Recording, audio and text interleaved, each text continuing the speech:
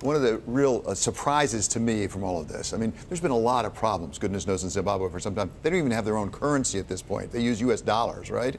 They got 95% unemployment. They've got a lot of problems in the country. That's not a secret.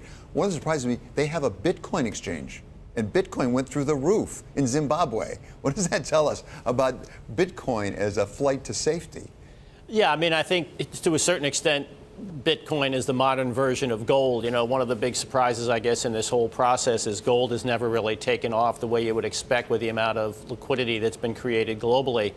And I think what we're seeing is that we are seeing this sort of more speculative element moving into Bitcoin as a way to gain that exposure. But again,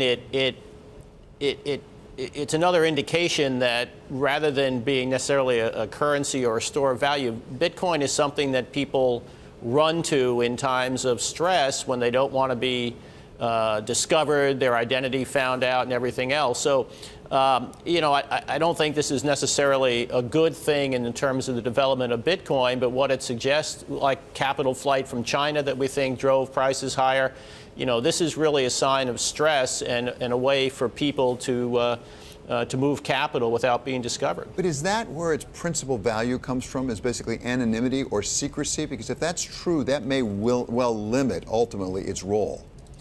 Well, I don't use value in Bitcoin in the same sentence, but yeah, I mean, I think that is its source of greatest interest is anonymity. And to me, that suggests that its inherent growth long term is really limited by the fact that there are only a certain number of people who are going to want to do that. And second, you know, you just don't have the safeguards. If you lose money in one of the exchanges, you don't go to the FDIC and can say, can you make me whole, and the like. So I think, it has a very concentrated area of interest in terms of who's interested in it and why they're interested in it.